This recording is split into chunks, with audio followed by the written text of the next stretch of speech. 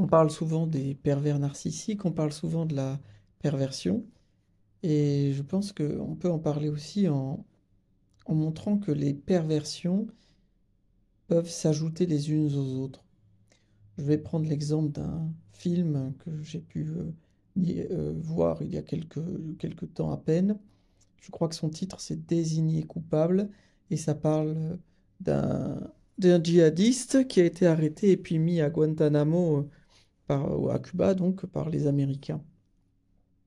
Et le film raconte l'histoire de ce prisonnier, ce détenu, qui est bien sûr détenu à Guantanamo, c'est-à-dire sans chef d'accusation, ou si peu, ou très tardivement dans le film, bref, qui est retenu en dehors du cadre habituel judiciaire. Voilà, il n'y a pas d'aspect contradictoire, il n'y a pas de procès, il n'y a rien qui est proposé. Et donc le film se propose, lui, de faire le procès, non pas du personnage en question, mais le procès de l'administration américaine, donc de l'existence de la prison de Guantanamo. Et le film prend parti donc pour le, le détenu en omettant totalement son implication dans des groupements djihadistes. Et elle prend parti pour lui comme étant la victime du système, je ne vais pas dire judiciaire, mais du système carcéral qu'est Guantanamo. Et ainsi, il y a évidemment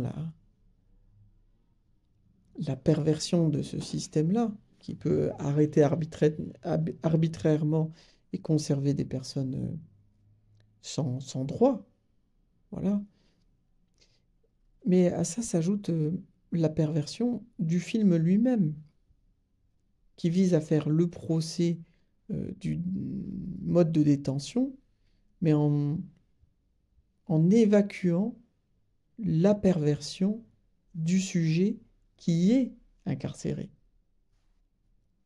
Je dis perversion du sujet, car celui-ci, dans le film, jouit de cette nouvelle situation qui fait de sa position celle d'une victime du système carcéral, ce qui est le cas.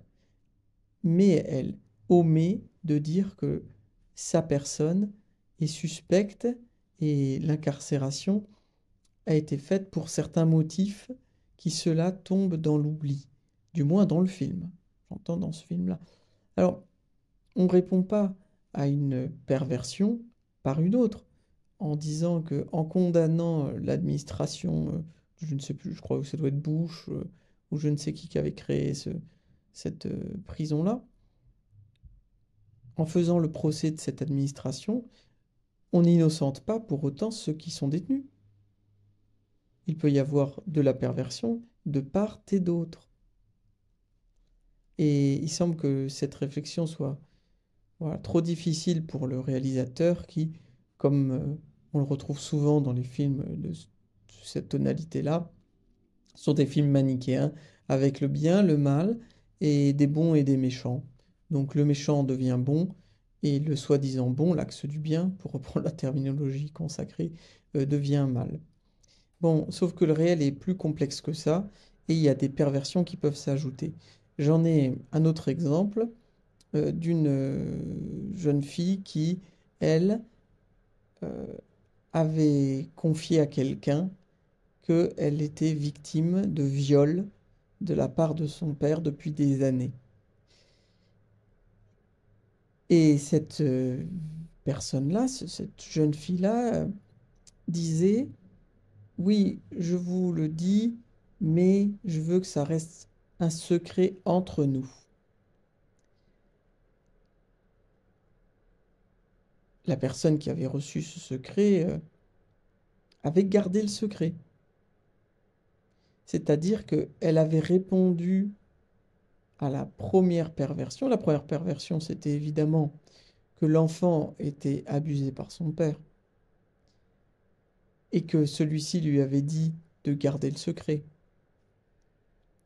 Que cet enfant avait rompu son silence au bout de plusieurs années et en le rompant, elle avait mis dans la confidence cette personne.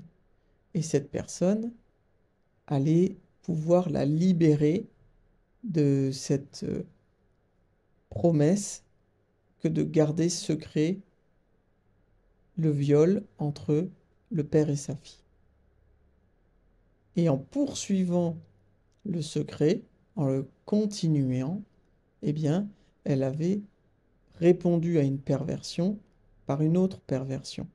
Si bien que la jeune fille qui disait en substance à cette personne: maintenant, je vais voir si il existe une autre loi que celle que mon père, celle du silence. Je vais me rapprocher d'un autre adulte pour lui en parler, voir s'il peut contacter, faire apparaître une autre loi que celle-ci dans laquelle je suis enfermé depuis des années. Et elle découvrait que la personne en face d'elle n'arrivait pas à penser au-delà de la perversion du père, et donc répondait en souscrivant elle aussi à cette perversion. Donc les perversions peuvent s'ajouter, les réponses perverses peuvent s'additionner. Aussi, je crois qu'il n'est pas simplement nécessaire de regarder s'il y a de la perversion, mais de regarder comment on y répond. Parce que parfois, eh bien, on y répond en ajoutant, et c'est bien là un malheur supplémentaire que l'on fait au monde, là où on aurait pu faire quelque chose de totalement différent.